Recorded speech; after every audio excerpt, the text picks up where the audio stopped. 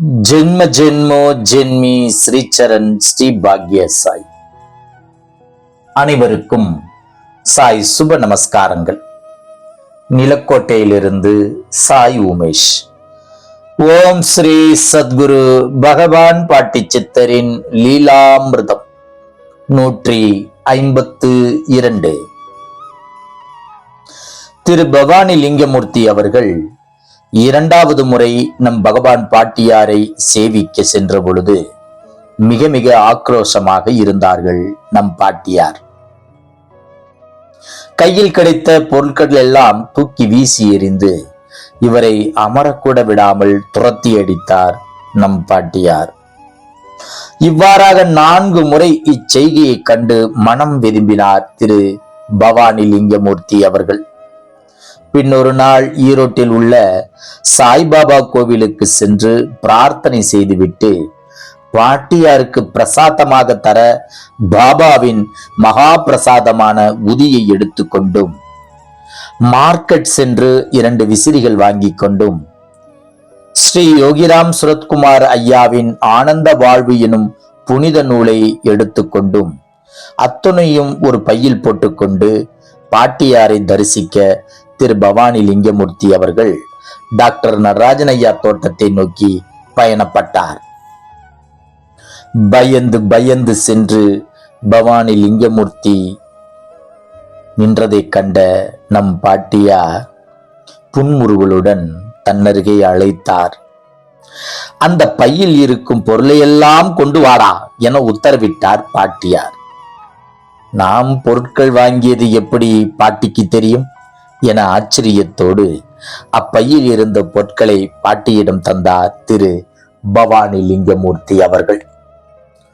முதலில் அந்த 2 விசிறிகளில் ஒன்றை தன் காலுக்கடியில் வைத்துக் கொண்டார்.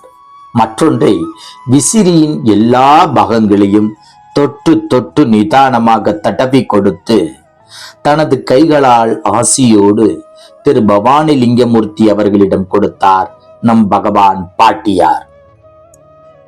அந்த விசிறியை இன்று வரை தனது வீட்டில் எடுத்து வைத்து பூஜித்து வருகிறார் திரு பவானி லிங்கமூர்த்தி அவர்கள். இரண்டாவதாக பாபா கோவில் உதியை தன் தலை மீது கொட்டிக்கொண்டு அந்த வெறும் கவரை இவரிடம் தந்தார் பகவான் பாட்டியார். மூன்றாவதாக ஆனந்த வாழ்வு என்னும் புனித நூலை தனது கையில் வைத்து பிரட்டி பிரட்டி பார்த்துவிட்டு ஆசீர்வாதம் செய்து அந்த புனித நூலையும் நம் பகவான் பாட்டியார் திரு பவானி லிங்கமூர்த்தி அவர்களிடம் கொடுத்து விட்டார்.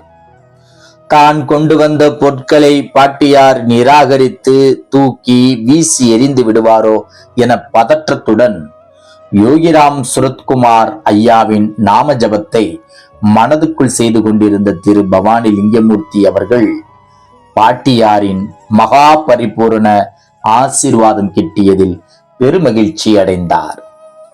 பின்னர் பாட்டியிடம் வணங்கி விட்டு வீடு திரும்ப திரு பவானி லிங்கமூர்த்தி எத்தனிக்கையில் இந்தாடா என ஒரு ஆரஞ்சு பழத்தை தூக்கி வீசினார் நம் பாட்டியார். அதை கையில் லாவகமாக பிடித்து கொண்ட திரு பவானி லிங்கமூர்த்தி அவர்களை பார்த்து நம் பகவான் பாட்டியார், இந்த பழம் உனக்கு இல்லடா, அவனுக்கு அவனுக்கு என்றார்கள். திரு பவானி லிங்கமூர்த்தி அவர்களின் அருகாமையிலேயோ பக்கவாட்டிலோ பின்புறமோ அல்லது முன்புறமோ யாருமே இல்லையே, யாரை பாட்டியார் குறிப்பிடுகிறார் என குழம்பி போனார் இவர். ஒருவேளை இவரது கண்ணுக்கு தெரியாமல் இவரது முன்னோர்களோ இவரது குலதெய்வமோ அல்லது இவரது குருமார்களோ இருந்திருப்பார்களோ. எல்லாம் பாட்டியாரின் கண்களுக்கு மட்டும் தெரிந்திருக்கும்.